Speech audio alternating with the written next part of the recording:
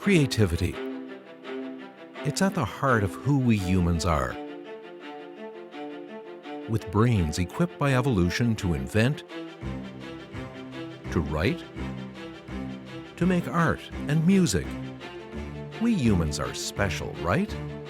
But wait. What if a robot could paint a masterpiece? What if artificial intelligence could compose great music?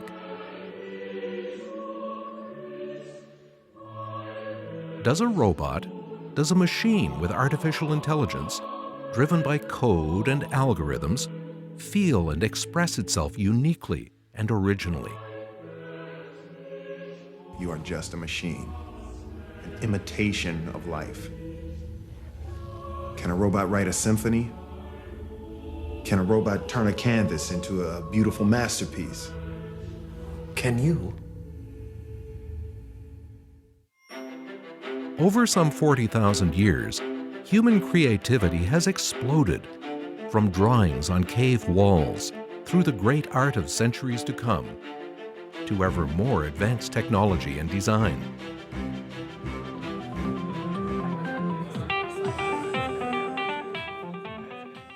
Now, scientists and artists are asking, can a robot truly imagine an original masterwork?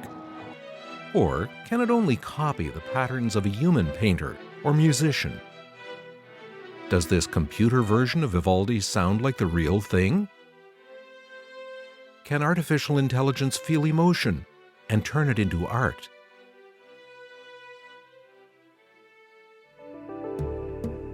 Do algorithms with yes-no options have the potential for unlimited creativity?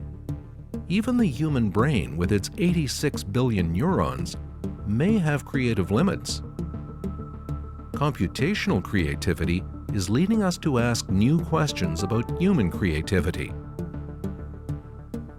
Is this essential human trait truly unique? How far can it take us? Will artificial intelligence be a competitor? Or can it be a collaborator, helping us towards still unimagined creations?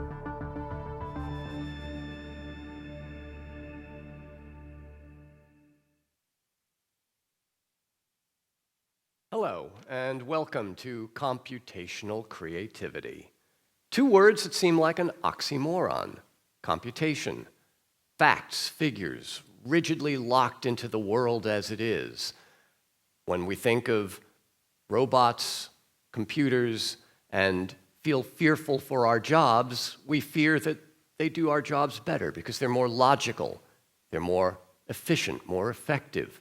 We don't necessarily think of them as taking away something that seems so integral to us as humans, our creativity. Because creativity is wild, it's unpredictable, it's not bound by facts and figures. But we clearly need to ask the question about computational creativity. Whether we can answer it or not, we'll see. But we have four panelists tonight who are approaching this question from the perspective of scientists, artists, and both. My first guest is a member of Google Brain's Magenta team. He is currently working on neural network models of sound and music, and recently produced a synthesizer that designs its own sounds. He's also a jazz guitarist. Please welcome Jesse Engel.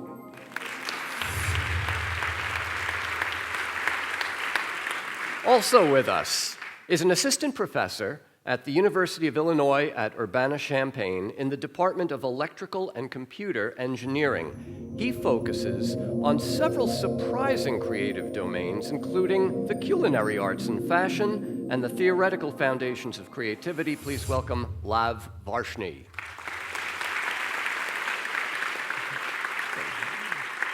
Also with us is an associate professor of psychological and brain sciences at Dartmouth College. He is interested in the neural basis of imagination and in the evolution of human creativity. Please welcome Peter C. And finally, an artist in residence at Bell Labs, exploring new forms of drawing with virtual reality, biometrics, machine learning, and robotics. A former research fellow at MIT's Media Lab and artist in residence at Google, please welcome Sougwen Chung.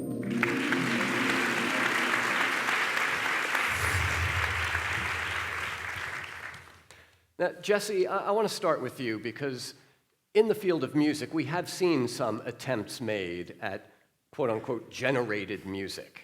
Brian Eno, for example, in England has been pursuing this for years. What is the attraction in taking something that seems to be so inherently human and trying to expand that into the world of artificial intelligence? That's a great question. So I think it's interesting to think of things in the context that creativity and tools have always been co-evolving, right? We weren't able to, the evolution of well-tempered instruments allowed for, playing in multiple keys, and algorithms and machine learning, artificial intelligence are just sort of the next step in this process where they're creating new opportunities to interact with composition, new ways to interact with sonic texture, and just new tools to express ourselves creatively. And the appeal is sort of the same appeal that drove Les Paul to sit there and try to stick an amplifier on his guitar, stick a pickup on his guitar, or the invention of the 808 drum machine. It's this drive to express ourselves in new ways, to communicate better with the rest of the world of whatever it is that we're trying to express in an artistic manner. All right, I want to come back to that in a little bit because sure. The idea of the tool versus the creative force behind, that 808 drum machine didn't actually write drum rhythms. No. But as I said, we'll come back to that. Lav, what do you get out of pursuing computational creativity, especially in some of the, what we might not consider the high arts, like cooking food, for example? Right. So the nice thing with culinary is that it can make such a big social impact. You can address public health challenges like obesity or sustainability or hunger. And if you can come up with recipes that use ingredients that are sustainable, that are nutritious, and people actually want to eat them, you can really make a big impact. Mm. Peter, it seems like there are many possible pros and cons for approaching computational creativity. One potential con would be we don't even fully understand human creativity yet. Could this be a way, a kind of a side route into understanding what's happening in our own heads? I think we don't know yet, but the fact that we can build airplanes that fly faster and higher than birds does not necessarily explain how birds fly or evolve to fly. And so I'm more interested in the question of how birds fly, which is how this brain becomes creative. And maybe AI will inform that, but maybe not.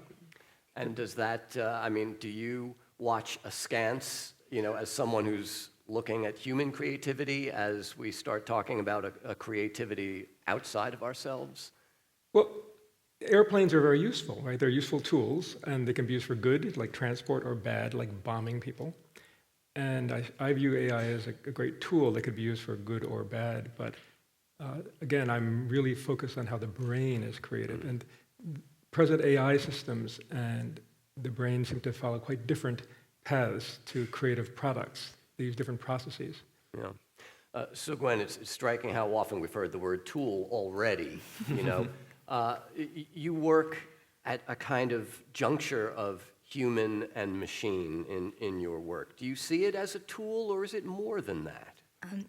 I started a robotic drawing collaboration a few years ago with the intent of exploring how we could measure creativity and actually reflect that back as a type of performance. So I think as I've come to work with the robotic arm and with these new machine learning algorithms, I've come to view it as more of a collaborator because of its ability to reflect our own creative processes. And I think that's a new process that's only going to grow more in the future. Mm-hmm. Because you don't normally collaborate with your tools. You collaborate with someone or something that you consider to be more or less equal. Yeah, I've had a lot of human collaborators, and I thought it was time to switch it up a little bit. But Now, what are we looking at here? so this is my project, Drawing Operations Unit Generation 1. It's sort of a first, very initial foray into what it would be like to collaborate with a robotic agent. The first generation is really simple. I wanted to show a few things. I wanted to show sort of a human hand and a robotic arm working in harmony, because I feel like that image is really, and that narrative is underserved in our culture now. And also think about how relationally and how behaviorally the sort of two organic and robotic units could work together to create something beautiful or not, and kind of explore that site of ambiguity. So, Peter, before we get much further, I think it's probably a good idea for us to define our terms, or our term, creativity. I mean, as someone who has studied the evolution of human creativity, where does it come from? What do we know about it? What don't we know about it? Right. So this is a tricky word. I mean, a creative product is anything we want to call creative. So we have to think about, is it sufficient to say that a panel says that it's a creative solution, or do we want to think about how it got us, how we got to that solution? In the human brain, typically we have some sort of problem we want to solve, and we say, what are the specs? What are the criteria that need to be met? And it could be something concrete like trying to build a bridge. And then we can generate lots of possibilities. We can build it out of platinum or gold, but that's too expensive. And we might settle on steel. And then we'll go from there and generate more possibilities and then select. So the human brain kind of evolves towards solutions that will meet some set criteria. And those solutions will have evolved with the problems that humans face. So, right. An early problem might have been, I'm hungry. Right. How do I bring down that woolly mammoth? Right. And now we have to deal with the problem of having, illusory buzzing of our cell phone, which, our ancestors didn't have to deal with. Right, right. So, talk us through where human creativity, what we know about its evolution. All right, so we're mammals that have descended from a very long lineage, and in the hominin lineage, we diverged from chimpanzees something like 7 million years ago, or no, from the common ancestor with chimpanzees and bonobos about 7 million years ago. And we went through a long period of having small brains. We were bipedal, the Australopithecines, which you can see in the lower left there, and in the lower middle. But then around 2.2 million years ago, Homo habilis, who's in the upper left there, created stone tools. And these old devise stone tools were very simple, basically just broken rocks. But then about 1.8 million years ago, 2.0 million years ago, Homo erectus in the upper middle there created a kind of hand axe called the Acheulean hand axe, which hardly changed for 1.5 million years. So what's really striking is how uninnovative Homo erectus was. And yeah, no. He had one good idea and he stuck with it. Yeah, maybe it was, and then, the Heidelbergensis, which is in the upper right there, is about 600, 800,000 years ago. Again, very non-innovative. And even the Neanderthals, who had this so-called Mousterian tool set, it hardly changed for over 150,000 years. And then our species shows up. And in the case of Europe, kind of in the middle of Europe, probably they came up the Danube and couldn't go any further and their artifacts are incredible, right? You see the first evidence of instruments, of art, and we can't know for sure how this came about because thoughts don't leave fossils, neural circuits don't leave fossils. All we have are bones and skulls and artifacts. But the artifacts that show up are just incredible, right? Bone flutes and beautiful art. So something happened in our neural circuitry that afforded us the capacity to think of such things and then paint them or create them. And some of them involve the creation of objects that existed in their world, like that bison up there. But some of them involve the creation of objects that could not exist. And near Ulm, in what is now Germany, there's a cave where they found this Löwenmensch, this lion-headed human. So there was never a lion-headed human. So somebody had to imagine that 35 to 40,000 years ago and then go and build it. So I'm very interested in the neural circuitry that could have created that. So just to be clear, this is not a result of some kind of physical evolution. The brain pan doesn't get, we don't see an increase in size of the brain in the species. No, we do see an increase in the size of the brain from roughly the size of a chimpanzee, 350 cubic centimeters, up through Homo habilis, getting up to maybe 600 cc. Homo erectus gets bigger and bigger. And the Neanderthals actually had brains that were bigger than ours. Much bigger. Well, not much bigger, maybe 1450 cc, whereas ours is about 1300. And yet Neanderthals, with their bigger brains, were not very innovative. Their tools hardly changed. But what really seems to change in our skulls and in our brains, because the skull molds to fit the brain, is this. Our foreheads got really big. So something about our frontal cortex changed. And I suspect this was very central to our becoming more creative. So when did this happen? I mean, Homo sapiens as a species was around for a while, and it seems like what you're saying, I mean, it sort of describes a J-curve, you know, where there's a sudden explosion of innovation. It's a big puzzle, right? So I can look at a skull from 130,000 years ago, and it looks more or less like a modern skull. But the first evidence of sort of jewelry and art is maybe 70, maybe 80,000 years ago in South Africa in the Blombos cave. And in Europe, Cro-Magnon man, our species, shows up about 41,000 years ago, give or take a couple thousand years. And it really seemed to be a big bang, a cultural big bang. And what that was, I think nobody knows. Was it a change in culture, a change in language? Nobody knows. But it wasn't that Homo sapiens, you know, the head shape, the bigger forehead, the bigger frontal region was already there, right? Right. So it wasn't like there was suddenly, our heads grew outward and we became innovative. There must have been something, the neural net, so to speak. Right, so if it was a change in neural circuitry, we wouldn't necessarily be able to see that from the shape of the skull. But just because something has a potential doesn't mean it's realized yet. And that might have happened tens of thousands of years later, after the potential came into existence. And then that might have been, you know, the creation of language. But again, nobody knows. And we might not be able to figure this out because culture doesn't leave fossils, nor do neural circuits.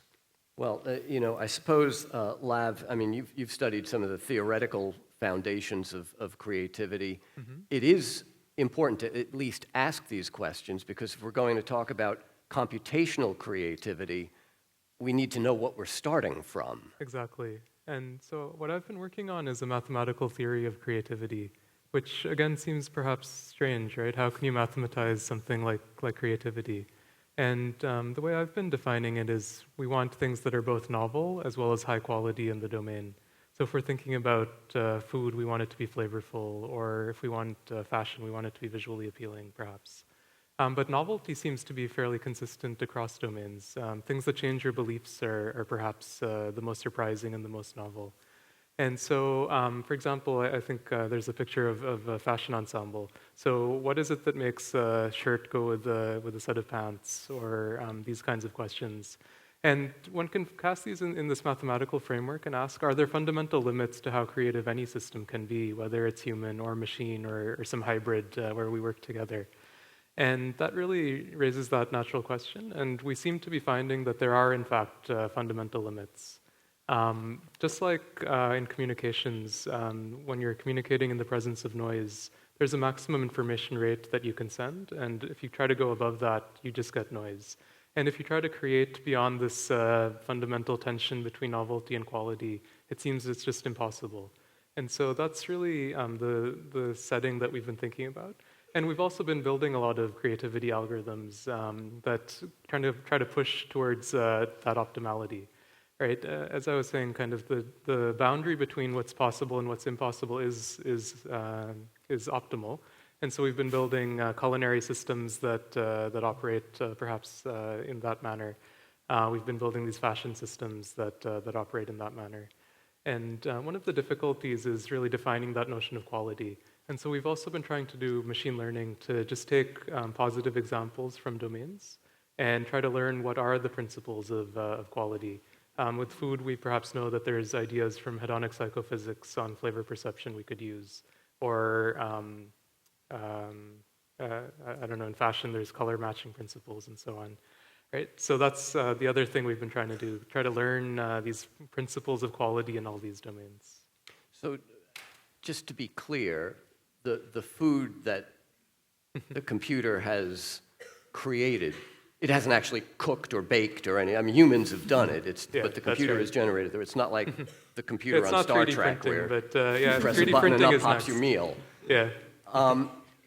But you know, the human brain, as neuroscientists know, it has very finely balanced between the need for knowing what's coming next, expectation, the satisfaction the brain gets when it knows the next digit in the sequence or the next word in the sentence, versus novelty. And you know, whether you can mathematically determine that sweet spot is still kind of an open question, I would imagine. It is, yeah. How to balance novelty against familiarity. That's really the question that artists face. You don't want to deviate too much, perhaps, because then it's not understandable, but you definitely want to push the envelope. So with food, I mean, does the computer put together things that no human chef would ever dream of putting together, like, yeah, like I don't know, blueberries and pork and... Yeah, you can definitely come up with novel combinations that have never been done before. So things like cocoa powder, saffron, and almonds, for example. That's incredibly good, but no one had ever done that. Of course, if you told somebody, I'm about to give you something with those ingredients in it, people might say, I think I'll pass. Yeah, some people. Yeah, but we're trying to find people who are a little bit more adventurous. And sometimes we don't tell them exactly what it is. Let them experience it. Now, you've also been working with an algorithm that, you know, if we're going to talk about artificial intelligence learning, you know, there are the different algorithms that enable it to do that. So before we get back to Jesse and his musical tools, talk us through this algorithm that helps to learn a machine to learn to create music. Right. So what we wanted to do is essentially learn what are the laws of music theory, what are the principles of good music, as it were. And we just want to take, say, the chorales of Bach, which are playing. So what this algorithm is doing is it has two parts, essentially a teacher that knows Bach and a student who's trying to learn what is music. And they iterate between each other. The student creates a composition that's as random as the student can make it under the current rule set. Then the teacher gives the next rule, says maybe soprano should be higher than alto, should be higher than tenor, should be higher than bass. And we start learning these simple rules. And those are depicted at the bottom of this hierarchy.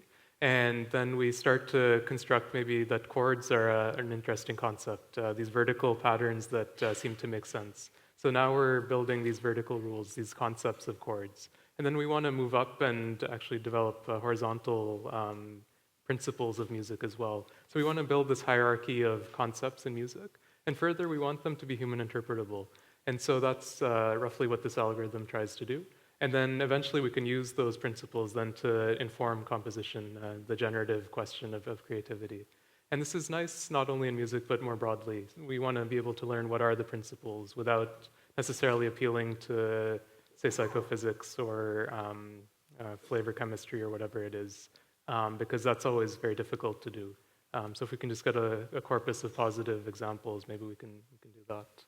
So is there an analogy to how we, as humans, would learn the theory of making music? Yeah, in fact, the rules that the algorithm generates are exactly, or nearly the ones that are taught in music theory courses. They go step by step in roughly the same way.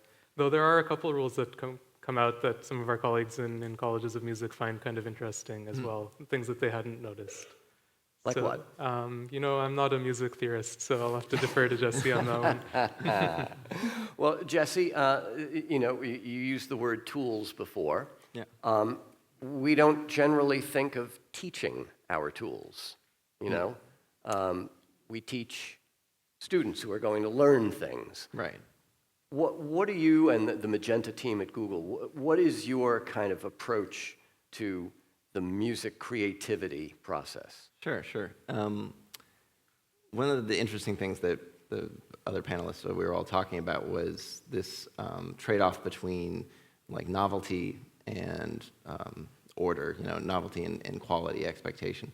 And what's interesting is that we don't think of teaching our tools, but we do build tools, right? Like when someone builds a violin, they build in a lot of constraints into the system. They say like, okay, it's going to have some strings, and the strings, I know because of physics that as I move up on the string, it's going to go up in pitch, and I can play it in certain ways.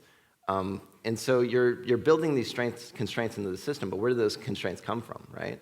It's, people, they interact with the world, they interact with sound, and they come up with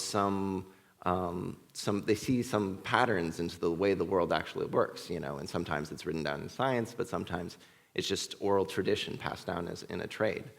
And what's interesting about machine learning and, what's called AI is that it's really a data-driven way, or at least a lot of the current methods are a data-driven way of discovering some of these core components to a given set of data, whether it be audio from someone talking, or the core components of a recipe or anything like that.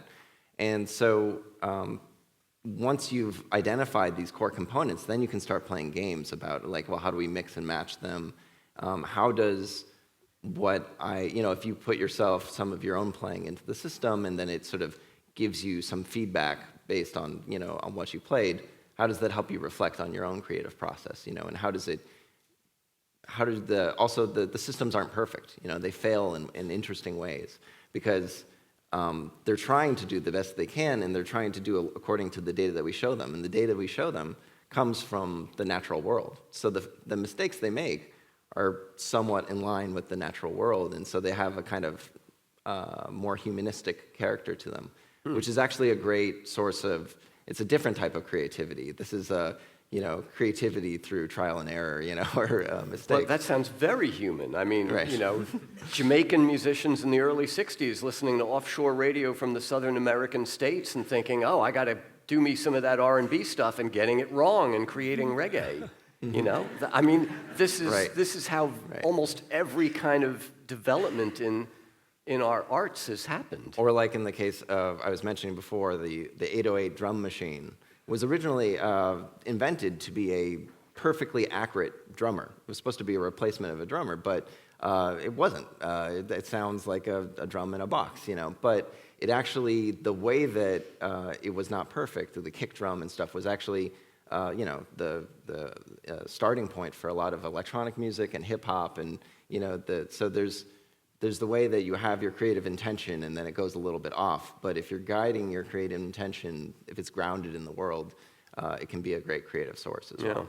Yeah, so you said something interesting a few minutes ago when you said, you make the violin, and I know from physics that if I go further up the string, I'll get a higher pitch. Well, of course, when they started making violins, there wasn't the kind of theoretical, physical understanding of what exactly is happening with, columns of vibrating air and overtone points. It was an experiential thing. It's like, I know from experience that the further I get up the string, the higher the note.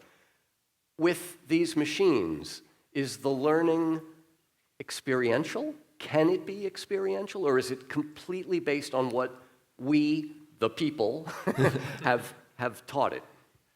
No, I definitely think it can be experiential. The standard way of teaching things is to give it a bunch of exemplars, and then it has to try to I mean, it meaning the algorithm that you come up with has to try to determine some structure within that.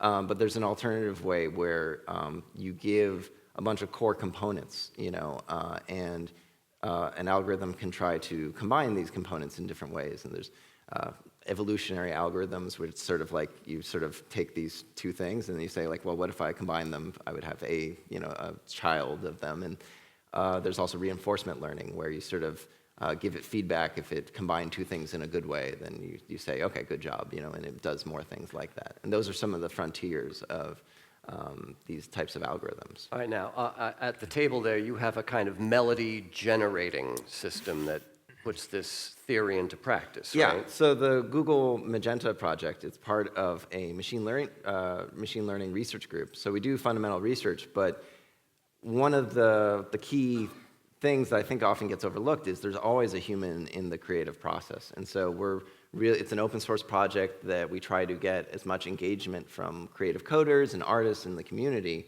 And we try to create tools that allow these artists to interact with these algorithms and without having to do a bunch of programming on the command line and that type of stuff. So I just brought along a few of them here to show. Well, why don't you, demonstrate Sure. what this thing can do? Sougwen, while Jesse's walking over to the table, does this sound analogous to your sort of collaboration with Yeah, very much so, robotics? in terms of thinking about the data set and kind of what informs how the machine is trained to behave. I think there's so much exploration to be done within what we input these machine learning algorithms with that I think art has a potential to see brought to the forefront of the narrative a little bit more. Because right now we take these as fact, but really they're just as manipulatable as paint. And Jesse was talking about, I think you were saying that, for you, getting the feedback from the machine, affects your creative process. Absolutely. So it becomes a feedback loop. Absolutely. Yeah. All right, so what do you got over there? Okay, so what I have here is a demonstration of a very common type of model in machine learning, where there's given a series of notes. It looks for structure within those notes and tries to keep on continuing and predicting what would I play next if I was the one that had played those notes. And so there's a lot of different ways that you can use that within a creative process. And so we've taken tens of thousands of popular songs and just the notes from the songs. So it's called MIDI data, but we train these models to find the structure there and then to be able to generate new sounds when conditioned on, when listening to what it is that someone's playing. So if sound works out here, just to keep me at all centered, I'm going to put a metronome on.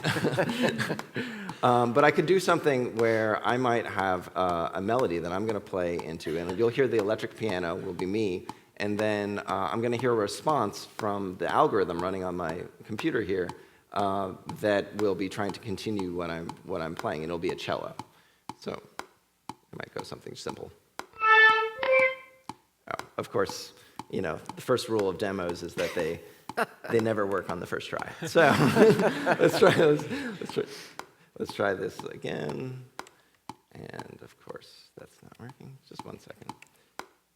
Perhaps maybe you want to continue talking.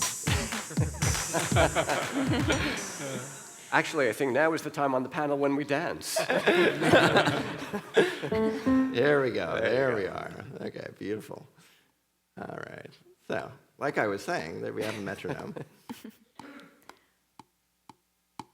And I might play something very simple. Like,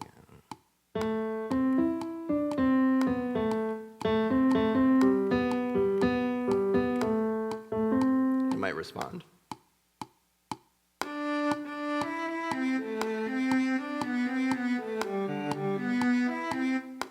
So there's some continuity there with what I played before. I have it looping actually, but you can hear the response over and over again. You can hear some similarity to what I played, but it's not doing the job of trying to replicate what I played. It's trying to continue it in a meaningful way. It's done a little inversion of some of the A little inversion, but you see it's sort of keeping to the same key and stuff. So if I then wanted to go and like play chords behind it, and sort of like say, oh, that sounds really good as like a melody for my song, maybe I could build off that and be like.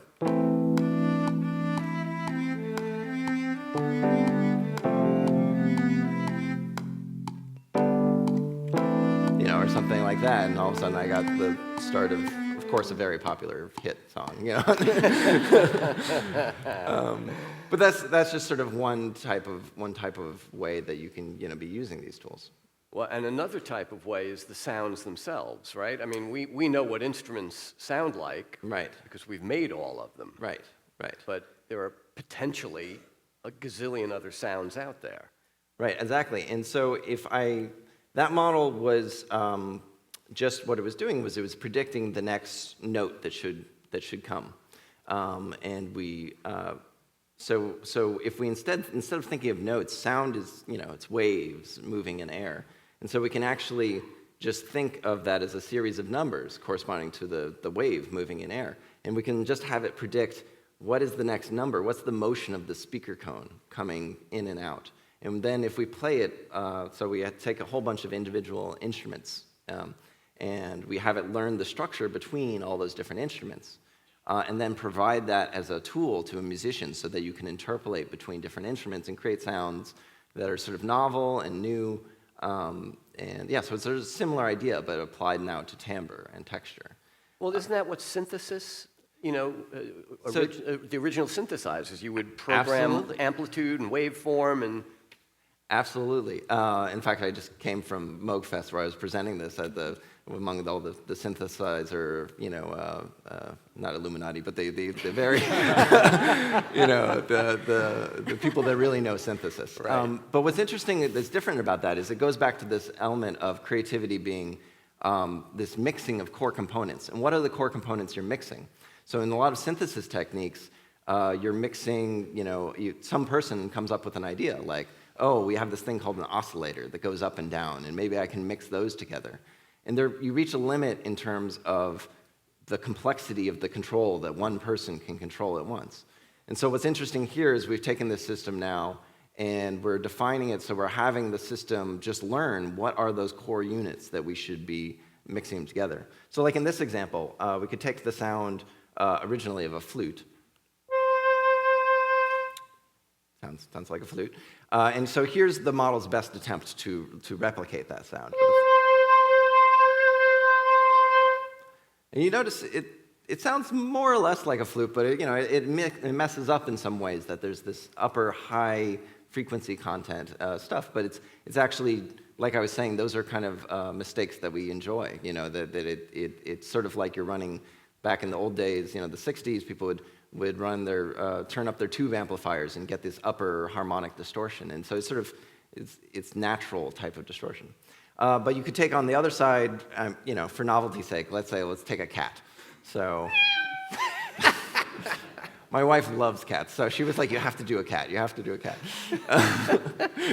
So here's the model that was only trained on instruments like guitars and flutes. This is its best attempt to recreate a cat. It sort of sounds like a cat, but it's like if a cat was played by things. So if you take the flute and the cat, if you were just to add the numbers corresponding to those waves together, it would just sound like the cat and the flute in the same room. There's two separate sound sources. But instead, if we take those core components that the network learns and we mix those core components together, then we get something that's a new sound that combines elements of the two sounds together. So it sort of sounds like a flute that meows. And I can then turn that into an instrument that I can play, and of course, it's very fun and novelty and all good. But we also want to encourage more than just novelty, the creation of new, not serious, but personal expression. So we've also created these tools and integrated them into modern musical workflows as well. But the key word there being we. We created, so yes. Where's the creativity in making a cat flute sound? Because the computer is not saying, I like that cat sound. I need to put that into my next symphony. Right. Well, so all these algorithms work on some concept. Or maybe it is. Or maybe it is. Maybe it is. Yeah, absolutely. They always are getting a feedback signal of like, you did a good job. In this case, the feedback signal that it gets is just the signal of you represented that, you recreated that sound, and you did it in a very efficient way where you learned these kernels of representation. You learned these little bits that then me as a human and a musician and someone that can interact with this as a tool or also a collaborator can look and say, oh yeah, well I could combine this in different ways. This is a web app. You can go g.co/soundmaker and you can play with it on your phone as well. But the idea being that it gives you some raw components with which to extend your own creativity. Lav, similar to, Yeah, is so there anything similar to that in? Yeah, so once you have these components, you can start playing around with them even in other domains like, say, culinary, right? You can say, I want Asian-flavored ceviche using dairy products, right? So, and you'll have an algorithm that'll generate something that's pretty flavorful and pretty good. So you can set up, and once, I think this is probably true for you, Jesse, as well. Once you start using these things, you kind of get a sense for what input parameters are good as well. So you learn how the tool works, and you can make it do better things. Yeah. And I think actually building the computational creativity system gives you some insight into that. A great example is this was built with a data set that we created and released to the open public. It was built off sample libraries, and the data set was really biased to like trumpets and synthesizers and stuff. So it sort of makes, like when I play a piano through it, it doesn't get it just right, and it kind of makes it sound more like of a trumpet. And so there's this, even in the training of a model, there's creative inputs in terms of what is the data that you want it to represent, and these types of things. So Sougwen, let's talk about the visual arts. There's got to be an analogy to be made there. Well, yeah, I was actually thinking about what's fascinating about Lav and Jesse's work, and I think it's that it takes place in the site of ambiguity. Like we know that when we train these sort of new models of thinking to do things that we already understand, it's kind of boring, but when it's to invent a new recipe or if it's to invent a new sound, it becomes a lot more compelling. And you found the cat flute compelling? I mean, well, that's the thing. And it's ambiguous and it's novel, but I think there are ways to create our own new narratives using these tools. Like instead of a cat and a flute, I could have a recording of my father's voice and my favorite song, the melody. So suddenly I could hybridize those things, and it becomes a very meaningful way of engaging with each other and like this historical past. And I think while there's a lot of novelty, like I like a cat flute. I would love to play a cat flute. But there's so many. I knew you did. I knew you would. But there's so many different ways we can use these core components to create beautiful new interpretations that help us understand these sort of aspects of our histories a little bit more. It's interesting you mentioned, like the voice of, someone in your family, because, one of the things I was thinking, if you could pull in a cat, why not Dr. Martin Luther King Jr., his I Have a Dream speech as played by a trumpet, There's a kind of a spectrum of human speech and song. It's not like binary, like you're either speaking or you're singing. There's a whole continuum in the middle where, there's pitched speech and there's declamation and there's chant and stuff. There's emotional resonance within the speech. Exactly. And, we have an emotional spectrum as well, that we have names for certain parts of that spectrum, but then there are lots of other emotional feelings that we don't necessarily have names for. Is there a way that these machines that this kind of access that creativity has to those ambiguous places, is that something that you're all working towards? Yeah, well, so one thing, I take probably a pretty liberal definition to music. I've done a lot of avant-garde jazz and that type of thing, but I think for me, music is really intention communicated through sound. And so, like when you're talking about, merging your father's voice, with a trumpet or something like that. Yeah. Just an example. Yeah. What's interesting there is there's this artistic intention that has personal meaning to you, Right. and you're creating an experience for others that, we can use words to try to, create experience for others, but we can use art to do it as well. And so it's the intentionality of the human is still on both ends of that spectrum. And so, my intentionality with the cat flute is like, that you get novelty, right? Because, it's like, what does this mean to him, and those types of things. But I feel like that's something that isn't, even if we develop these tools farther, and even if they start acting like you can treat it more like a garden, rather than painting like the individual strokes on a canvas, where you're controlling it in the sense that you put a certain amount of water on a plant, you choose what you plant and how much fertilizer to give it, or maybe you're really compulsive and you do like bonsai, cutting of all the leaves and stuff. But your control is more high level, and part of the interesting part is letting the system do whatever it is that it's going to do, and you understand the system. You go out each day to your garden and you interact with it as the things grow. So I sort of think of like AI gardens in that same sense. That these there's various elements that you want control over, and there's various elements that you don't. But you can still communicate. When I go to my mom's garden and I see this like beautiful row of tomatoes, like I see her intentionality there, right? That I know that why she's planted it the way that she has, and how that's going to feed us for the rest of the summer, and all these things. So I think that human part will always be, at least for me, what's interesting about the art. Great. And another thing that these computational creativity algorithms give you is a sense of safety in a way. So you can explore parts of the creative space that you might be afraid of a little bit, because you have this kind of algorithmic guarantee that it'll work out. It's a little bit like GPS, right? It allows you to explore parts of the physical world, and you can get home. So that's another thing that really helps me when I use these creative technologies. It pushes me a little bit outside of my normal boxes and puts me in different boxes, but they're kind of somewhere else, and I know it'll work out. Actually, I have a remark about that. I feel the exact opposite about that. As I think about collaborating with, in a very performative way, this robotic arm, whether it's trained on my own style, which Generation 2 is, which will be shown later, or it's just sort of mimicking my movements, there's a real randomness and sort of sense of unpredictability to it, and a lack of understanding involved that is kind of exhilarating and exciting, but it's not safe. It doesn't feel safe or comforting at all. It's like staring into the void. Isn't the final judge of whether something is creative in the good sense going to be a human consciousness that says, oh, that tastes good, actually?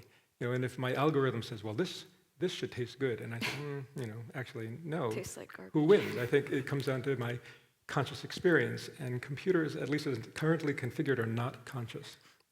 And our creativity is very much rooted in our own conscious experience of a world. And so, based on my own conscious experience of the world, I form mental models. So I know what it means for you to feel pain because I've felt pain. And these mental models allow us to be creative in a very different way. It's not simply based upon the input. We can form a mental model and take identical input and process it very differently. So, for example, if I have the mental model that, let's say it's a scene of people sitting at a table, and my mental model is that I'm at a casino, well, then I can sit at that table. But if my mental model is that it is a restaurant, I better not sit at that table. And we're constantly modeling things that are actually not in the input. I'm modeling what's going on in your mind, based on what's going on in my mind. That's not visible.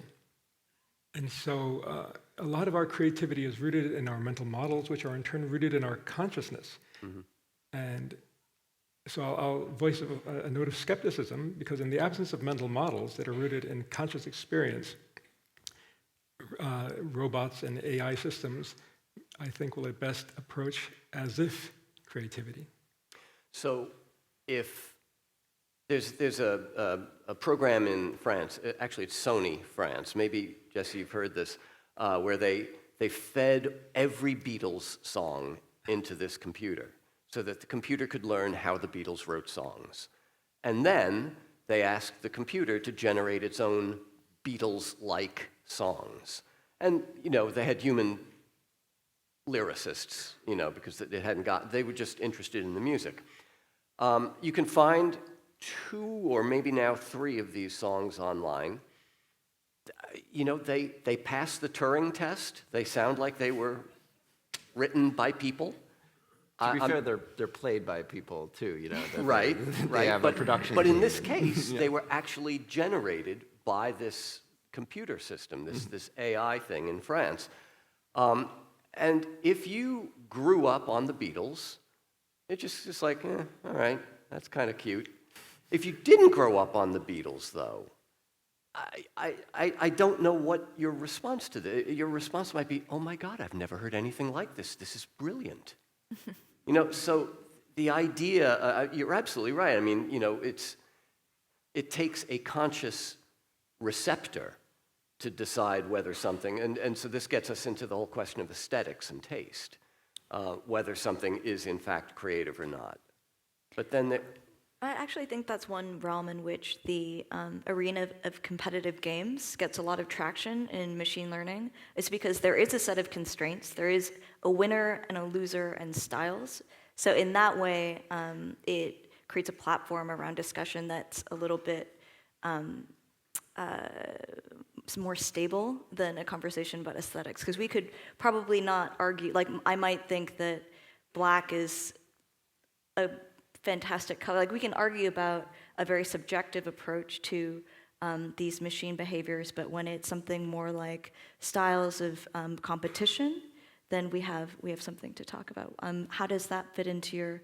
Do you feel like the realm of competitive games and creating these models that could be conscious? Do you think that's the right approach, or do you still think it's quite limited? When IBM created Deep Blue, it could beat Kasparov, but it was doing a brute force search through zillions of possibilities, whereas Kasparov would instantly see a pattern. So our brain is doing something very different, and it could beat him, just like an airplane can fly faster than a bird, but it's doing something very different from a bird, in this case, the human brain. So I want to take just for fun, the contrary point of view on this, because so a lot, like you use the Kasparov example, right? And there's recently been these great successes of this AlphaGo program at beating the world champions in Go, right? In Go, yeah. And the way that they do it is not through brute force search, right? Because it's just computationally intractable because the game of Go is much more complex. But they do it through the creation of these functions to represent sort of intuition, you know, to represent like roughly how good do I feel this move is. And I can't tell you exactly why I feel it's good, but I have, you know, this function that I've been learning that says like if these pieces are here and these pieces are here, then moving here is a good move. And it's because I've played a whole bunch of games and I usually win when I put my piece here when all those pieces are in those places. And similarly, a lot of the really cutting edge machine learning and reinforcement learning algorithms explicitly have modeling of, you know, there's some numbers present that are saying like, okay, this is my representation of the environment around me. This is my representation of what this other actor is doing. This is my representation of what I am doing as an actor in this system. So the concept that like our creative critique or you know, analysis is somehow like fundamentally a human thing or requires consciousness, I just find it to be a little bit of a small definition, because here it's very easy to imagine agents that can do things similar in nature to what we might consider to be consciousness, but it's not human consciousness. It's just sort of a broader definition of how a thing interacts with its environment, you know. And so similarly, you could have a model which evaluates, you know, the creativity. We can do statistical measures of, you know, how on the boundary of chaos, you know, how much is this random versus how much is this structure, you know, mutual information and entropy and these types of things. So you could have, you know, a computer critic and computer artists that make art that's optimized for what a computer likes, but it's not necessarily optimized for what we want, you know, and it's just because it's a possibility doesn't mean, I mean, I think we're always going to lend towards creating systems that, you know, we enjoy interacting with and that benefit us as a society and benefit us in our own expression. But to just view it as consciousness or being a very specific thing that just belongs to humans in a very specific way, it's sort of like saying flight only happens if you have feathers, right? You know, that we learned a lot about aerodynamics, and a lot of the studies of birds is really affected by what we know about how to make planes fly. And we still can't do things as efficiently as birds, but they're just sort of different domains of doing the same type of thing. My answer? In this expanded definition of consciousness, where is intentionality? Is there intentionality? Right. So when I said intentionality earlier, that was like very much a statement of this sort of vicarious thing of sort of you imagine yourself in the mind of the creator, or, without even doing it explicitly, just sort of like you're watching up on stage and you see them up on stage rocking out, and you're just like, oh, yeah, I feel it, and I feel like I'm up there with them, and so the computer systems aren't in the state yet where they can self-reflect in a way such that they can communicate. It's not like many systems, you can't just ask it, well, why'd you do that? How did it make you feel? Because that's not the sort of the natural, you sort of have to force that into the system. And I think we will. I think, because in the end of the day, how are you going to, if we rely on these systems for our safety, you want to be able to talk to it and understand its actions. And I think a point that Peter had raised earlier was the distinction between the process of creativity and the artifacts of creativity, and which ones we want to judge. And I think intentionality is very much focused on the process of creativity. And if we're, some other example domains I work in are in, say, material science. We're working on new metal alloys or developing better wastewater treatment plants.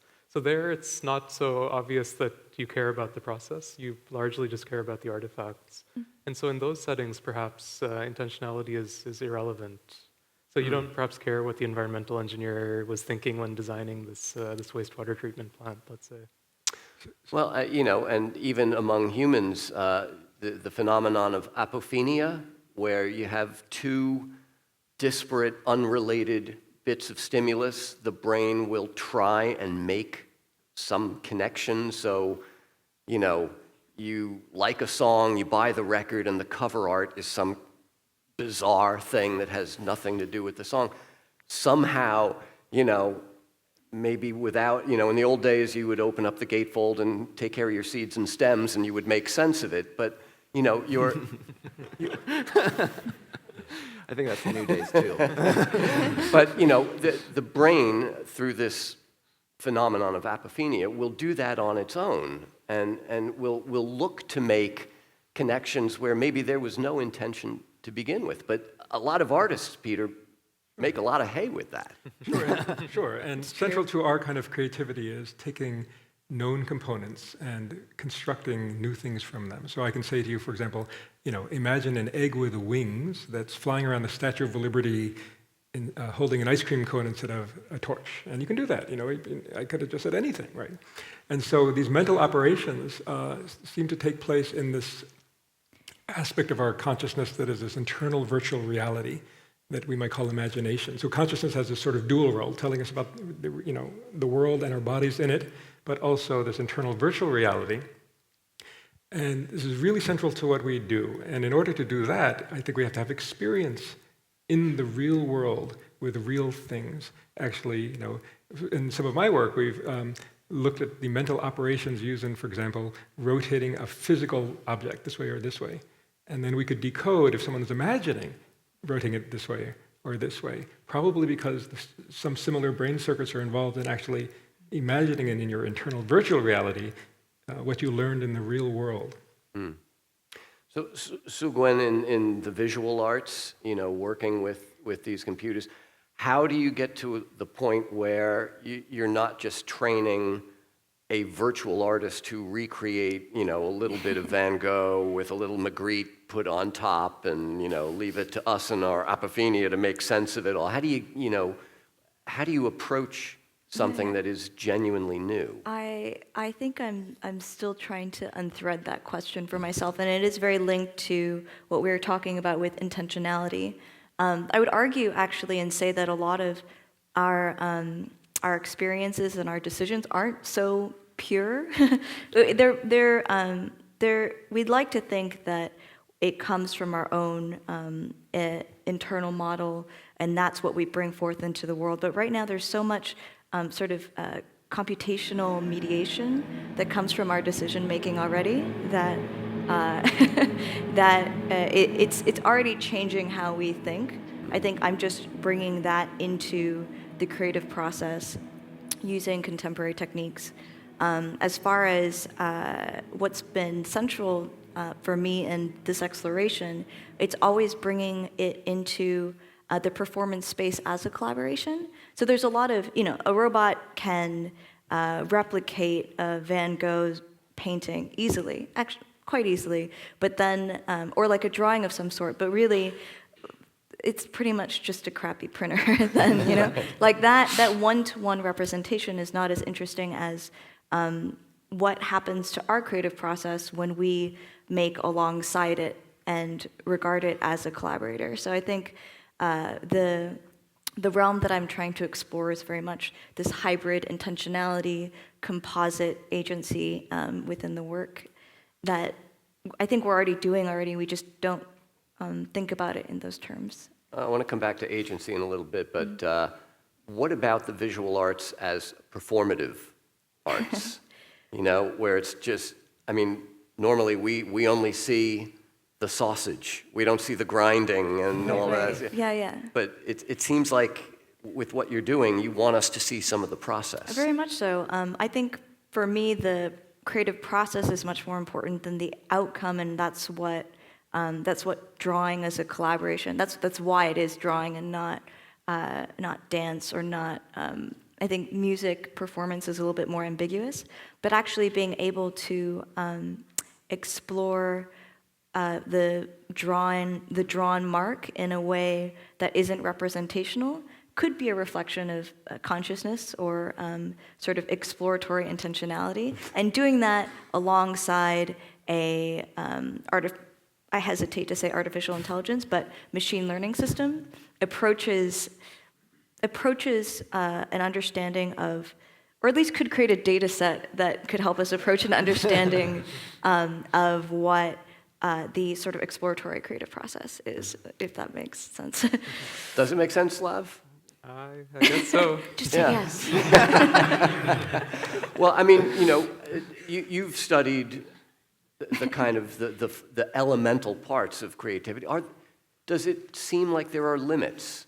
And Peter, you should weigh in on this as well, to human creativity, and is there a limit to what artificial creativity might do? And I think it's a common limit if one concerns oneself with the artifacts of creativity rather than the process. And that's really the focus or the perspective I've always taken. Is and it's partly driven by the domains I work in. It's food and material science and education and all these things, and less so the visual or the musical arts. And when one does define kind of this mathematical framework, it's very much with respect to the artifacts. It's with respect to this combinational or combinatorial approach to creativity, rather than a transformational view of creativity, let's say. Mm-hmm. And so that's where this kind of mathematical framework, at least so far, makes sense. So, give us the metaphor of the bird and the plane has come up several times already. I think there's a video actually.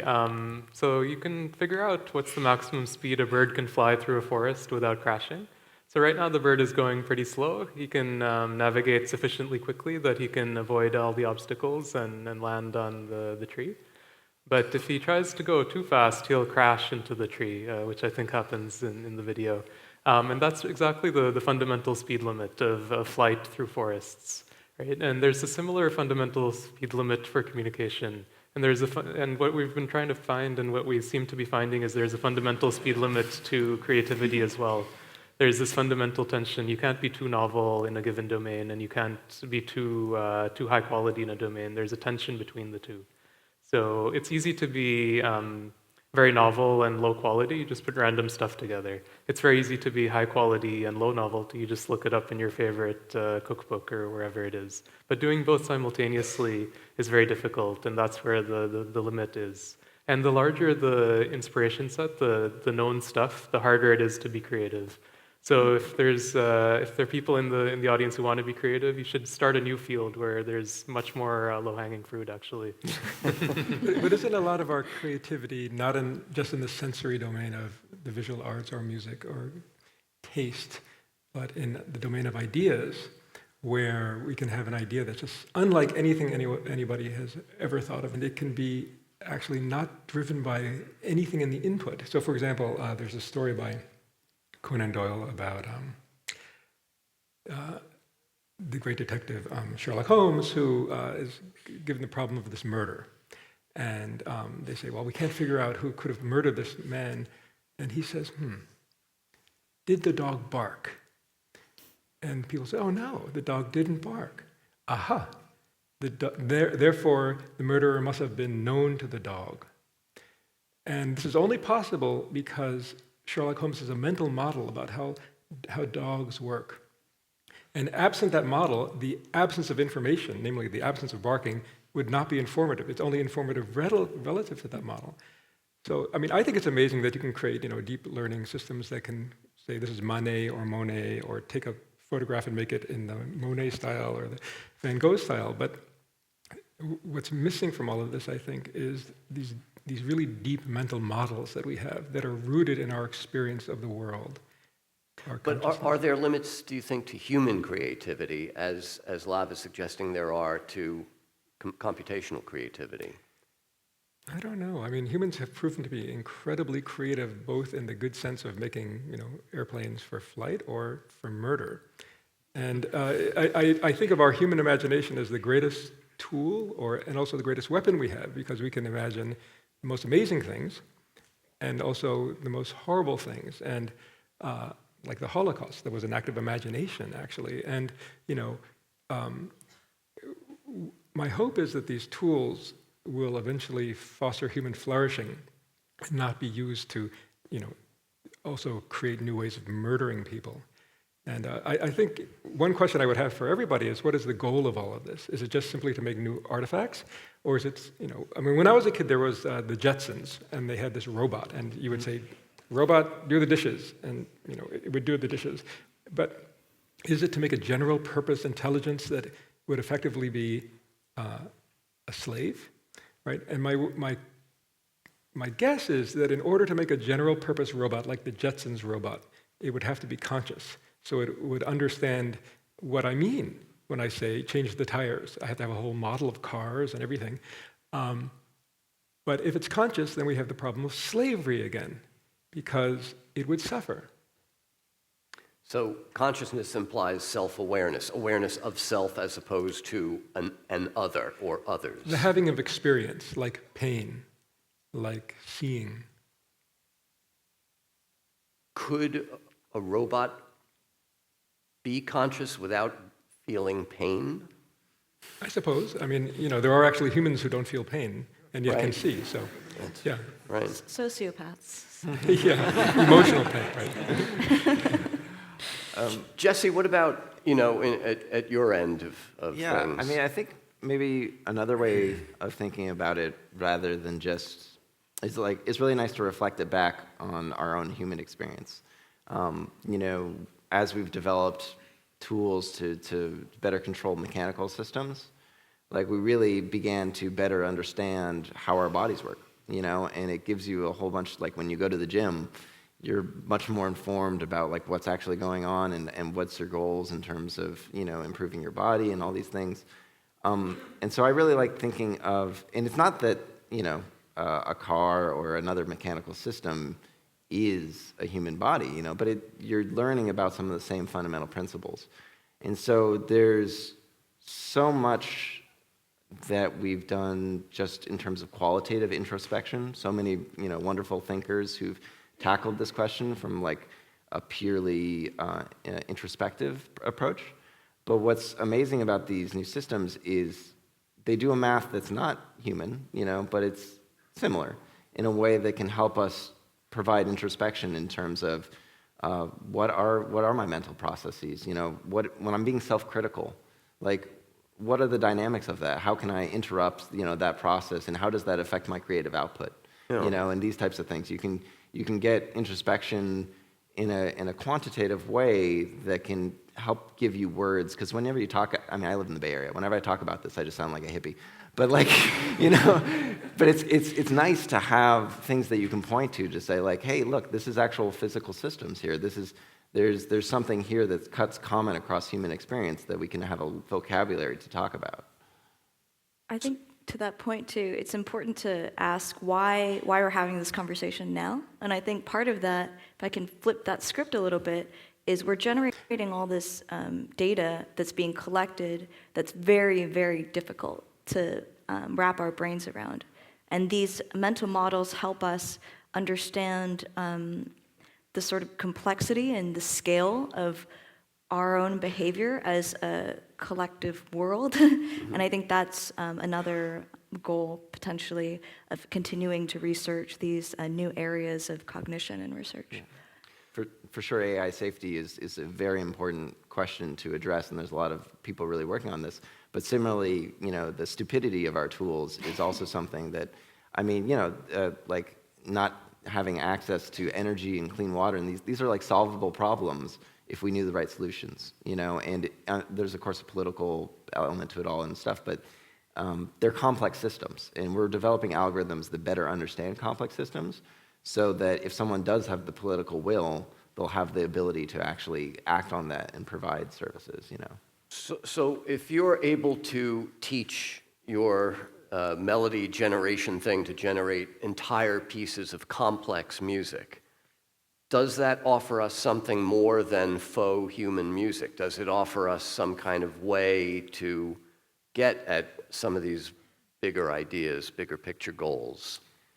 I mean, I just go back to that garden analogy because I really like it, but it's just sort of the same idea of interacting with the system. What if a composer wants to compose like a 6-week piece, that evolves over time, and it would be really hard to do that, by hand. That's just one crazy idea. But there's the idea of interacting with tools that are working at a different level of representation, and that sure you could also just probably press play and your new elevator music comes out.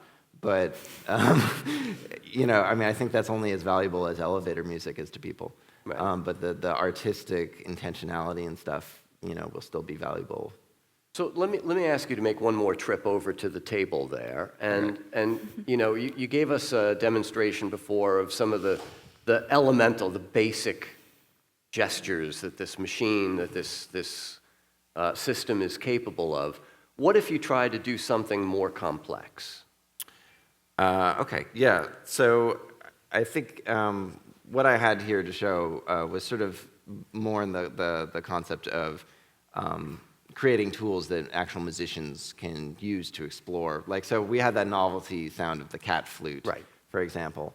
And so what I've done here on my computer is to create we want to get this out in the hands of artists and musicians, and to close the feedback loop, because creativity takes two to tango, right? There's the tool, but the person, and so we want to get that feedback loop closed. So we created a plugin for this popular software called Ableton Live that if you've ever gone to see any electronic music, most likely it was made with Ableton Live.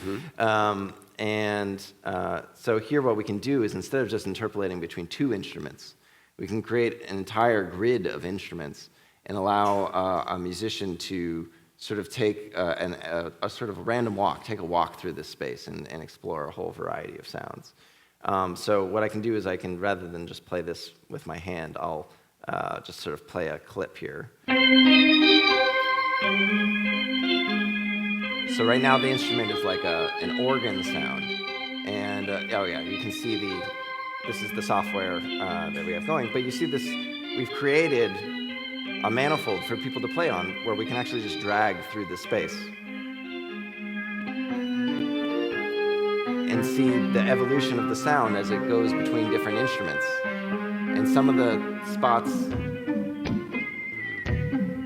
all of a sudden we're like in a dubstep thing, but see the spots where it's in between the different sounds, and it creates a whole bunch of different textures that like all right, that might be the start to my next track, or something like that, and it gives you an ability to interact in this space, right? That if you were trying to design by hand to be able to draw through those things, it would be very difficult to do. That's sort of one of those things. And Sougwen, where do you see computational creativity headed in the visual arts? Are there sort of analogous tools available to you? Yeah, definitely. There's a lot of like style transfer and this sort of visual assists. Style transfer is sort of the neural networks reading the visual pixel data, essentially, of an image, a popular painting, for instance, and then extracting that style, like Starry Night or what have you, and then transferring that into your next selfie or a picture of your dog or something.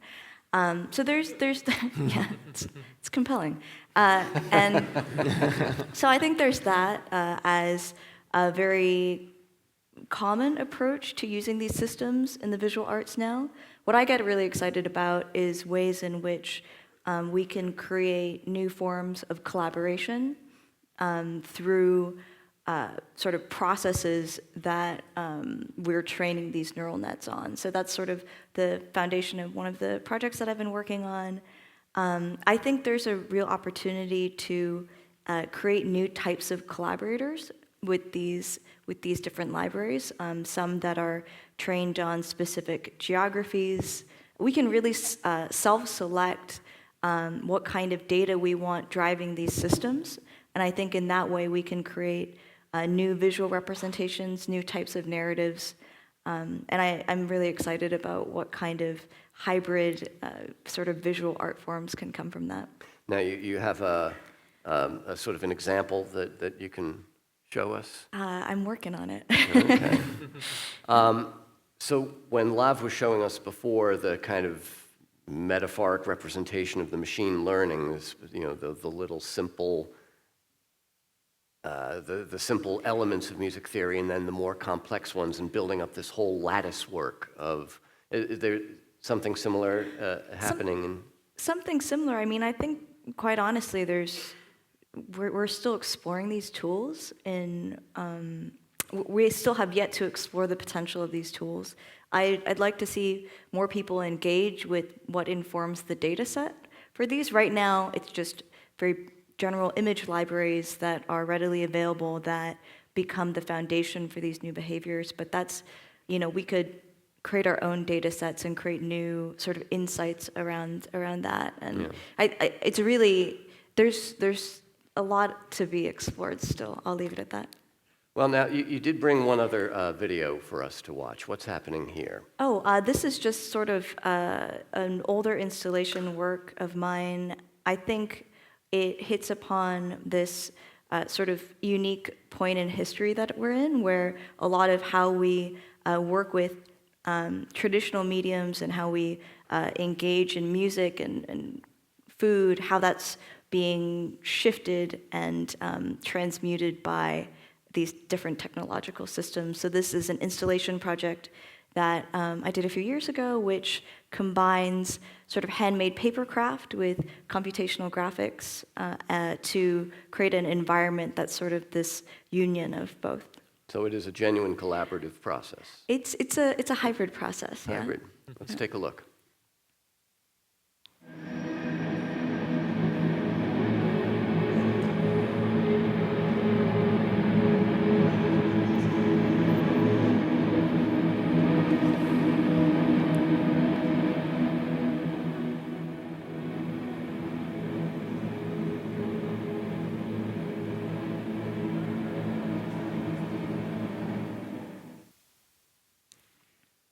So the idea that it's a hybrid process, it seemed like maybe you were hedging on whether it was a genuine collaboration yet. Is that the goal? I think that's definitely the goal for me. I'd like to see more people engage with, the machine learning behaviors as part of a process that they adopt into their own work. I think we're always inching closer and closer towards true collaboration, even with human actors. So there's a real area to be explored there. Well, Jesse, you know, the music throughout history really has had a kind of ambivalent reaction to new technologies. You know, oh my God, digital music, all the musicians will be put out of work. Oh my God, pianos, all the harpsichordists will be put out of work. And yet we still have real musicians, we still have harpsichordists even. So, you know, the idea that there's room for a whole new kind of generation of creative artists in this field it's kind of a new idea, but, you know, it seems like it has analogies to things that have gone before. Right. In some ways, it's a very old idea. That's where I was sort of going, that this is kind of just part of a long co-evolution that's existed between technology and like music in this case. I think it really just takes a generation that really owns it, you know, that they don't feel attached particularly to the thing that came before, because they weren't alive when that was really happening, so why should they feel attached to it? And some are traditionalists. I mean, I play jazz, right? But like, I also like pushing it in new directions, you know, and so I think that will always happen. There will always be people that find strength in the continuity of you know, learning that harpsichord from the 1600s, you know, and those types of things. All right, you mentioned the word ownership, and it gets us to something I said before that I want to come back to, and that is agency. So, Lav, you help create, and your team helps to create this entity that comes up with new fashion ideas, new food recipes, new metal alloys. Who owns that? So the current understanding of U.S. trademark and copyright and patent law is that it goes into the public domain, because there has to be a human inventor to claim ownership. Machines don't have property rights, at least currently. And so that's the difficulty. It creates this perverse incentive for people to pretend like they were very fundamentally involved in the creative process. But it also raises the natural question, how should we think about property rights in this area? And it's actually important, because who will fund the computational creativity research if you can't actually patent using those tools eventually? So there's no backwards flow of incentives, essentially.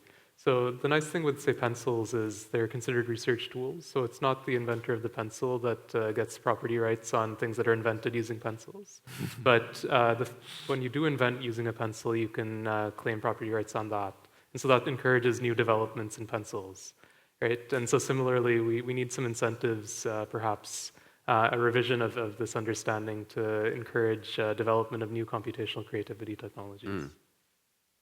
So I think we'll also need wisdom in handling these tools, because, you know, well, any tool can be a two-edged sword, right? A hammer can be used to murder somebody or build a house, and even an atom bomb could deflect an asteroid, right? But these tools are so powerful that they can kind of take on a life of their own, and that, I think, is the danger. And I think there's an example of that in everybody's pocket, right? These cell phones are amazing, right? You have all the information available in the universe with Wikipedia right there, but it becomes very distracting. And many people, you know, I was walking across the Dartmouth Green, and the sky was on fire with a red sunset, and everybody, 100 people were doing this. And I almost wanted to say, people, look at this, you know, but I didn't have the courage to do it. And I noted that, you know, in my mind that 30 years ago, walking across that Dartmouth Green, I would see 10 people holding hands. And I don't see that hardly anymore. And these devices meant to foster human connectivity have in many ways undermined it, because people are more distracted, less attentive, here instead of talking to people, like when I was a kid. And AI is very powerful, but it runs the same risk. We have to own it. We have to become agentic ourselves and make sure it serves our ends, creative or otherwise, and that we don't become slaves to it. But if AI does reach a point, Jesse, Sougwen, where it can compose a piece of music, create a genuine work of visual art, you know, something that moves us, that genuinely passes the Turing test, that, you know, we know where it came from, and it uplifts us anyway, And you don't care. then does that AI entity have some sort of agency, some sort of ownership, as opposed to the humans who set it in motion maybe a generation earlier? I mean, I know we're into William Gibson territory now. no. you know, I mean, science fiction. it's all good stuff, but I think like grounding in what you're saying about like cell phones and stuff, like it's really fun to think about these scenarios where you start thinking about personification and constant evolution and stuff. But the fact of the matter is, for the technology to ever reach that point, we'll have gone through so many transformative things in our society. There's lower hanging fruit than that will change everything. And so I always think, and like there's lots of groups like Google, OpenAI, DeepMind that are really focused on more of the short-term things of like how does this affect our society here and now? And if we ever reach that point, the only way we'll ever do that is if we figured out all the stuff that comes before it, because otherwise, it just won't happen. But can I add that in order to get to that point, we'll have to have deep mental models of what it means to be a human being, rooted in what we have experienced as being human beings, right? So, for example, that scene in Les Mis where Jean Valjean has been in prison for 19 years and he hates the system and he's angry, and he stays with this priest he then steals the silverware of the priest, and the police catch him and bring him in, and then the priest, in an act of true Christian grace, says to him, release him. He didn't steal it. I gave it to him, and here, you forgot the platter. And we find that deeply moving and beautiful because we can understand having hit bottom. And then by having hit bottom, he goes through a mental transformation and he realizes, I'm not this. I need to become a new kind of person. That can only be understood by us because we have human experience. And I'm skeptical that AI is going to be able to understand, redemption like that. But maybe, but again, if we get to that point, they will be humans or very close to us. Sougwen? I know, that's a tough act to follow there. I think part of how we even categorize what makes us human is how we create our own narratives. Like you explained this sort of profoundly human moment through the narrative of Les Mis. I think right now we're in the process of creating narratives around machine learning. We're calling it artificial intelligence. We're calling it designed intelligence. This is definitely an interesting precursor to that question of agency. Mm-hmm. We form our own through creating narratives, and now we're able to co-create narratives with these machines. So I think that's sort of the path forward. Well, and the arc of human history has been to acknowledge agency for more and more people. Agency was for many generations restricted to a certain gender and a certain group of people, and we hope that is a continually expanding definition of agency, and whether it can include things that are artificial, I guess that's a question that will be answered down the road. But for the moment, I want to thank all four of you for being with us to discuss computational creativity. And thank you all for attending this evening. Please remember that the World Science Festival is on through June 4th. You can find all the details on the programming and scheduling at worldsciencefestival.com. A couple of special programs not to be missed: The Evolution of Evolution, which will be held tomorrow evening at 8, and Science in a Polarized World, a global town hall meeting this Saturday, June 3rd at 8, right here at NYU Skirball Theater. Again, thank you all for being here tonight.